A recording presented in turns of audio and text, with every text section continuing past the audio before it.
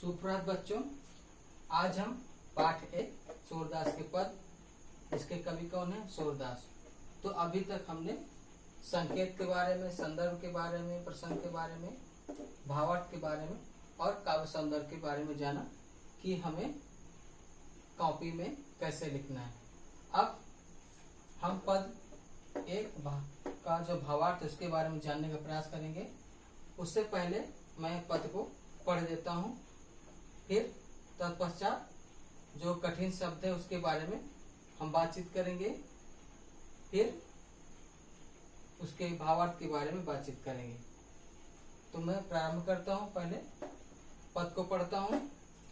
ऊधो तुम हो अति बड़भागी, अपरस रहत स्नेह तगात, नाहिन मन अनुरागी, पुरैन पात रहत जल भीतर, तारस देह न दागी, ज्यों जल माह तेल की गागरी, बूंद न ताको लागी, प्रीति नदी में पाँव न बोरयो, दृष्टि न रूप परागी, सूरदास अबला हम भोरी, गुरु चाटी जो पागी। अब हम शब्दार्थ के बारे में जानने का प्रयास करते हैं। ऊधो, ऊधो कौन है? ऊधो भगवान कृष्ण के चाचा के लड़के हैं, जो उनसे उम्र में बड़े हैं और भगवान कृष्ण के भक्त भी हैं और परम मित्र भी हैं। अति का अर्थ है अत्यधिक, बड़भागी का अर्थ है भाग्यवान, अपरस का अर्थ है अछूता, रहत का अर्थ है रहना, स्नेह का अर्थ है प्रेम, तागा का अर्थ है धागा, अनुरागी का अर्थ है प्रेम में लिप्त होना, पुरैन पात का अर्थ है कमल का पत्ता, रहत का अर्थ है रहना, जल का अर्थ है पानी, भीतर का अर्थ है अंदर, ता का अर्थ है उस पर, रस का अर्थ यहाँ पानी से लिया गया है, और देह का अर्थ है कमल का जो पत्ता है उसको यहाँ देह माना गया है, और ना माने नहीं, दागी का मतलब होता है दागे धब्बा। जो माने जैसे, जल का अर्थ है पानी से है, गागरी का अर्थ है मटकी, ताको मतलब उस पर, लागी का अर्थ है लगना, प्रीत नदी का अर्थ है प्रेम रूपी नदी, पाँव का अर्थ है पैर, बोरे का अर्थ है डुबोया, दृष्टि का अर्थ है नजर, रूप का अर्थ है रूप का अर्थ है चेहरा। इसके बाद है अबला का अर्थ है नारी, भोरी का अर्थ है भोली, और इसके बाद जो है चाटी का अर्थ है चीटी। तो हमने अभी कठिन शब्द के बारे में जाना। अब पद के भावार्थ के बारे में जानते हैं। उससे पहले हम प्रसंग जान लेते हैं। तो प्रसंग क्या है? गोपियां यहाँ उद्धव से शिकायत करते हुए कहती हैं कि हे उद्धव, यदि आप कभी स्नेह रूपी धागे से बंधे होते तो हमारी प्रिय जो विरह वेदना है उसके बारे में आप अवश्य जान पाते। तो अब मैं प्रारंभ करता हूँ। गोपियां उद्धव से शिकायत करते हुए कहती हैं कि हे उद्धव, आप तो बड़े भाग्यशाली हो, किस्मत वाले हो। क्यों हो? क्योंकि अपरस रहत स्नेह तगात है।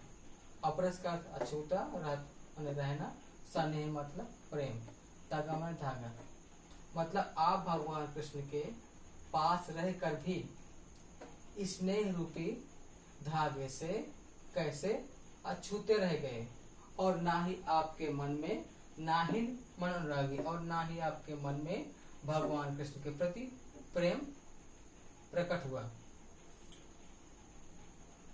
नेक्स्ट बिंदु है पुरैन पात रहत जल भीतर। गोपियां फिर उलाहना देते हुए कहती हैं कि आप कैसे हैं? जैसे कमल का पत्ता हमेशा जल के अंदर रहता है, फिर भी उस पत्ते पर पानी की एक बूंद भी नहीं ठहरती है, उसमें दाग या धब्बा नहीं लगता है। फिर वो रहने देती हैं, ज्यों जल माह तेल की गागर। आप कैसे हैं?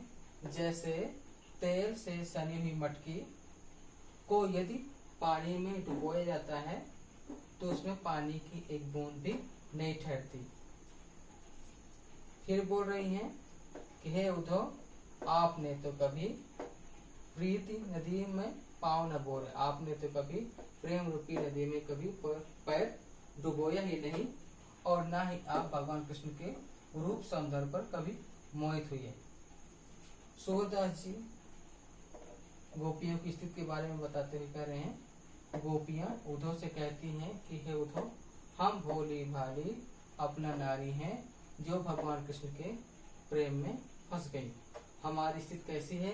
जैसे एक चींटी हमेशा गुड़ में लिपटी रहती है। इसका मतलब है कि चींटी का जो प्रेम होता है गुड़ के प्रति ज्यादा होता है, तो उसी में वो प्राण त्याग देती है। तो हमारा जो हृदय है, जो मन है, वो किसके प्रति आसक्त है? भगवान कृष्ण के प्रति, और हम उन्हीं में अपना प्राण दे देंगे। भगवान कृष्ण के प्रति वो प्रेम प्रेरित करते हैं। इसके बाद हम भाव पक्ष के बारे में, जो काव्य सौंदर्य के बारे में चर्चा करते हैं। भाव पक्ष में क्या है? यहाँ पे गोपियां अपने वाक चतुर के माध्यम से उद्धव से व्यंग करती हैं। कला पक्ष में सूरदास ने ब्रज भाषा का प्रयोग किया है। छंद कौन सा? गेय पद है। गुण कौन सा? माधुर। शैली कौन सी? व्यंग्यात्मक। रस कौन सा? श्रृंगार। अलंकार के बारे में आपको बता देता हूँ। यहाँ पे उद्धव तुम हो अति बड़भागी में वक्रोक्ति अलंकार है। इसके बाद है ज्यों जल माहते की गागरी में उत्प्रेक्षा अलंकार है। प्रीत नदी में रूपक अलंकार है, आप देख सकते हैं ब्लैक बोर्ड में। इसके बाद दृष्ट रूप न परागी में यहाँ पे अनुप्रास अलंकार है। गुर चाटी जो पागी में उत्प्रेक्षा अलंकार है। ठीक है। इसके बाद हम जो है आगे बात करते हैं। मैं अब इसके बाद आपको भावार्थ समझाने का फिर से प्रयास करता हूं, तो आप जो है समझने का प्रयास करें।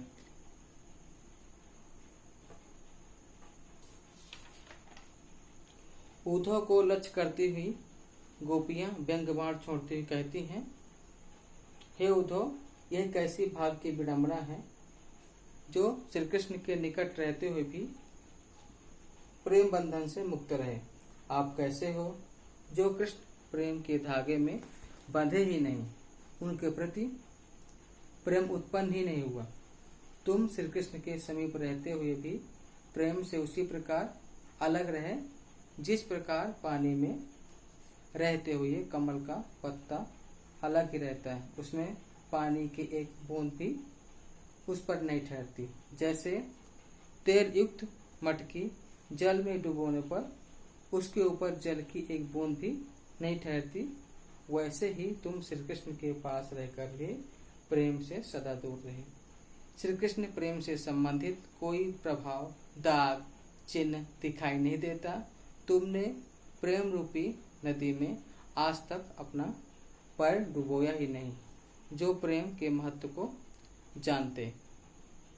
तुम किसी के सौंदर्य पर मोहित ही नहीं हुए, तुम्हारी दृष्टि कृष्ण सौंदर्य पर पड़ी ही नहीं। सूरदास जी कहते हैं कि गोपियां उद्धव जी से कहने लगी कि हम तो भोली भाली सरल हृदय वाली अपना नारी हैं। जिस प्रकार चींटी गुड़ से लिपटी रहती है, उसी प्रकार हम कृष्ण के प्रेम में अनुरक्त हैं। गुड़ के प्रति चींटी को आसक्ति होती है, उसी तरह गोपियां कृष्ण प्रेम में पूर्ण रूप से आसक्त हैं। कृष्ण के वियोग में उनकी दशा दयनीय व असहनीय हो गई है। उद्धव भाग्यशाली हैं जो निर्लिप्त व अनासक्त हैं। भाव पक्ष पर फिर चर्चा करते हैं। प्रस्तुत पद में गोपियों के प्रेम की तन्मयता का साकार चित्र उपस्थित हुआ है। दूसरा भाव पक्ष क्या है? इसमें गोपियों द्वारा उद्धव को परास्त करने के लिए प्रयुक्त वक्रोक्ति पूर्ण कथन उनके वाक चातुर्य को दर्शाते हैं। अब कला पक्ष के बारे में बात कर लेते हैं। भाषा कैसी है? ब्रज भाषा है।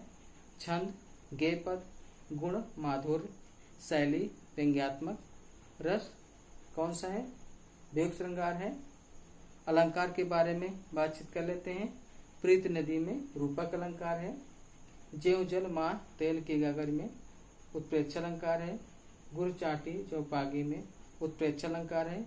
पूरन पात में अनुप्रास अलंकार। पूधो तुम हो अति बड़भागी में वक्रोक्ति अलंकार।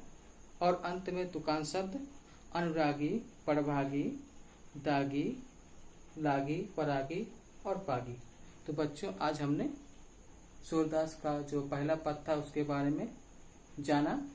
कल हम जो सूरदास का जो दूसरा पद है उसके बारे में जानेंगे। तो आज के लिए सिर्फ इतना ही। धन्यवाद।